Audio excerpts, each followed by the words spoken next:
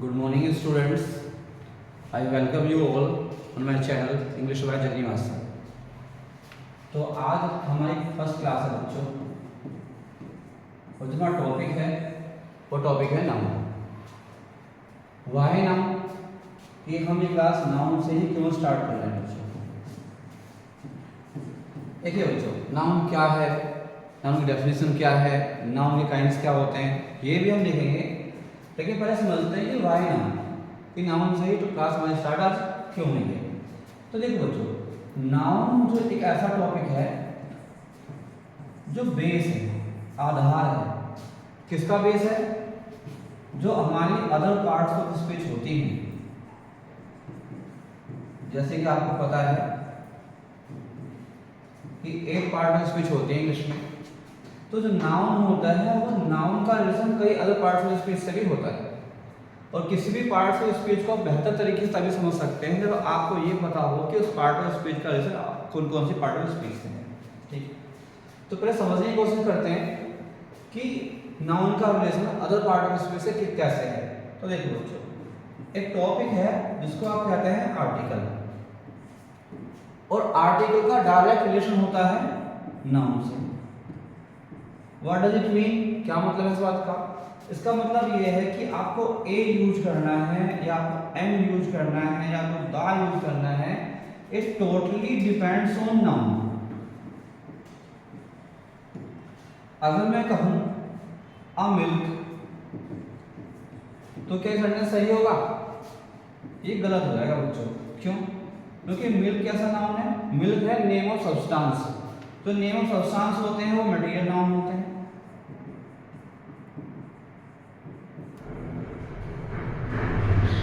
और material noun को पहले आप आर्टिकल यूज नहीं करते। ठीक, अगर मैं कहूं बच्चों अ बुक,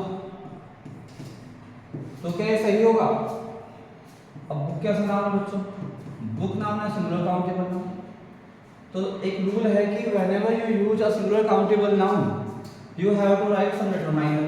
तो आपने यहाँ पे क्या यूज किया? ए, तो ये सही हो गया। तो इन दोनों एग्जांपल से क्या देखा आपने?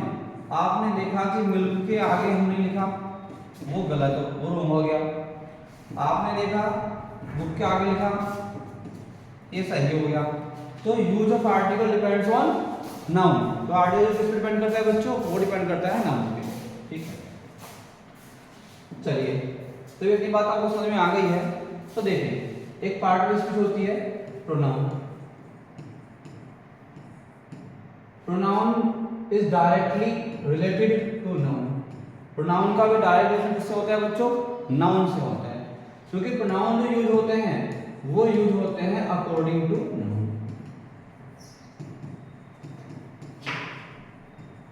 इस बात का एग्जांपल के हेल्प से समझते हैं।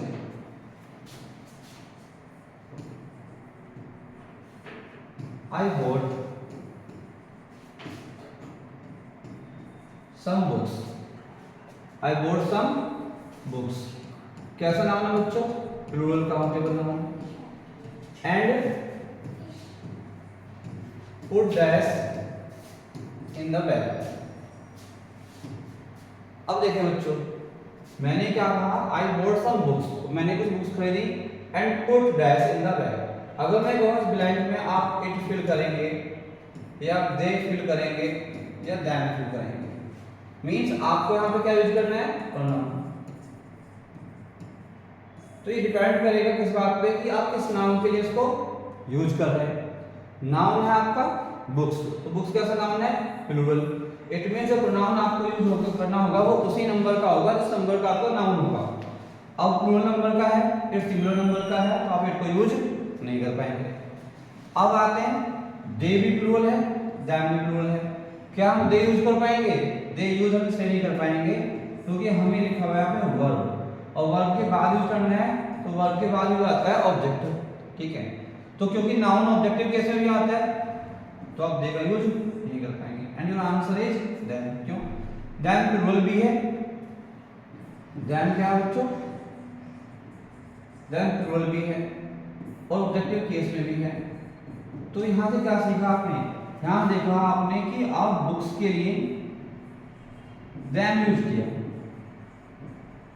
इट का यूज नहीं किया। क्यों? क्योंकि use of pronoun depends on noun. ये प्लूरल में है तो ये प्लूरल नंबर में ही यूज होगा। दे यूज क्यों नहीं हुआ? क्योंकि जहां पे प्रोनाउन यूज करना था हमें, ठीक है बच्चों, तो वो किसमें था? तो वो ऑब्जेक्टिव केस में था, इसलिए हमने यूज किया देम। तो क्या देखा आपने? आप देखा कि आर्टिकल प्रोनाउन दोनों ही लिंक होते हैं किससे बच्चों? नाउन से। आइए और समझते हैं बच्चों। अगर हम जब बात करते हैं एडजेक्टिव की, तो एडजेक्टिव का यूज करते हैं किसके लिए? नाउन के लिए। तो क्या देख पा रहे हैं आप कि एडजेक्टिव भी रिलेटेड है नाउन से। मैंने कहा अ ब्रेव बॉय, तो who is brave? The answer is noun. तो बॉय नाउन और ब्रेव क्या है? एडजेक्टिव है। तो एडजेक्टिव डिपेंड करता है किस पे बच्चों? नाउन पे। चलिए, एक पार्ट में कुछ होती है वर्ब। वर्ब को चाहिए होता है सब्जेक्ट, और ग्रामर में सब्जेक्ट बनने का राइट किसका होता है बच्चों? नाउन का होता है। तो वर्ब भी अकॉर्डिंग टू यूज होती है किसके बच्चों? नाउन के। तो मैं आपको बार बार ये बताने की कोशिश कर रहा हूँ कि नाउन हमारे लिए इसलिए इंपॉर्टेंट है क्योंकि noun other part of speech को समझने में आपकी हेल्प करेगा। जैसे आपने आर्टिकल को देखा, आपने प्रोनाउन को देखा, आपने एडजेक्टिव को देखा, आपने वर्ब को देखा, तो इन पार्ट ऑफ स्पीच का नाउन से डायरेक्ट रिलेशन होता है। जब आपके पास समझ में आ गई है कि why is noun so important for us, क्योंकि नाउन बेस है अदर पार्ट ऑफ स्पीच को समझने के लिए। तो आइए बच्चों हम स्टार्ट करते हैं।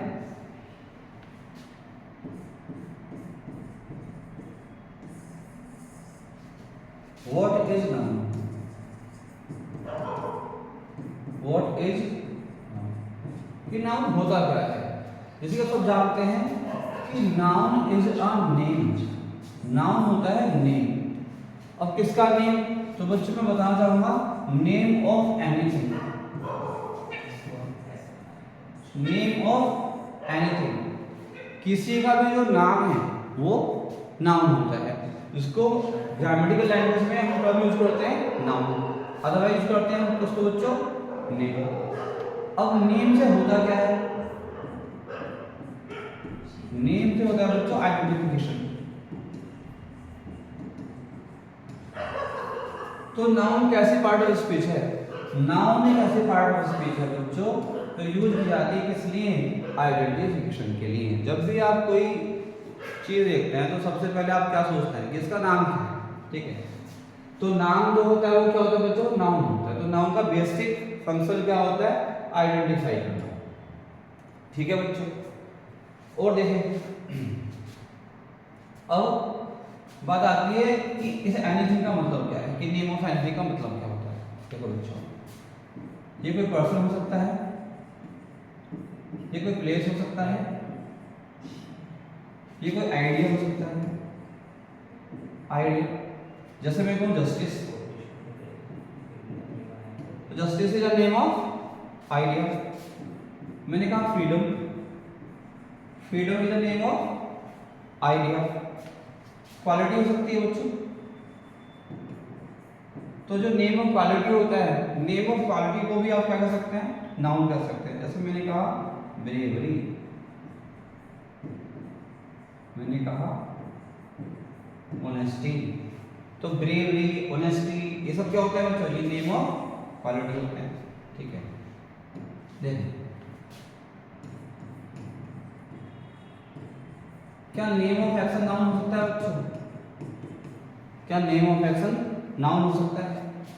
देखें, जैसे मैंने कहा लाफ, तो लाफ क्या होता है? ये नेम ऑफ एक्शन होता है, वर्ब होती है।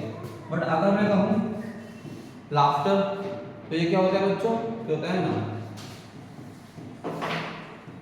मूव ये वर्ब होती है, बट अगर कहूँ मैं मूवमेंट, तो ये क्या होता है बच्चों? नेम ऑफ एक्शन होता है।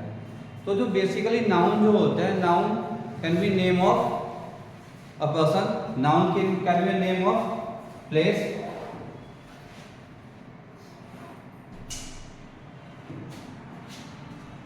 तो तो नाउन जो है बच्चों किसी वर्ड का, किसी पर्सन का नहीं हो सकता है, किसी प्लेस का नहीं हो सकता है।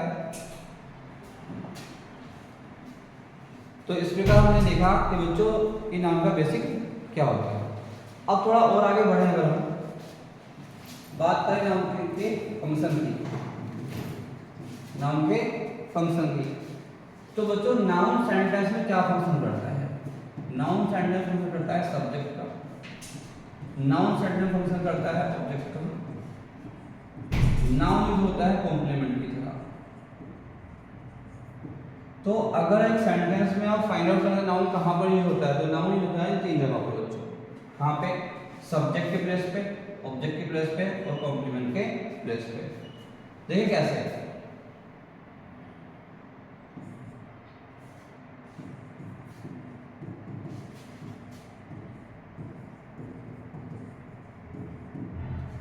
Sonu is my friend. तो आप देख सकते हैं बच्चों ये वर्ब है, ये सब्जेक्ट है, तो सोनू को यूज कैसे किया गया यहाँ पे? सब्जेक्ट के प्लेस पे। मैं कहूँ आई टीच सोनू, तो किसको टीच करता हूँ मैं? सोनू को। ये सब्जेक्ट, ये वर्ब है और ये क्या है? ऑब्जेक्ट। तो यहाँ पे सोनू को यूज कैसे किया गया बच्चों? ऑब्जेक्ट के प्लेस पे।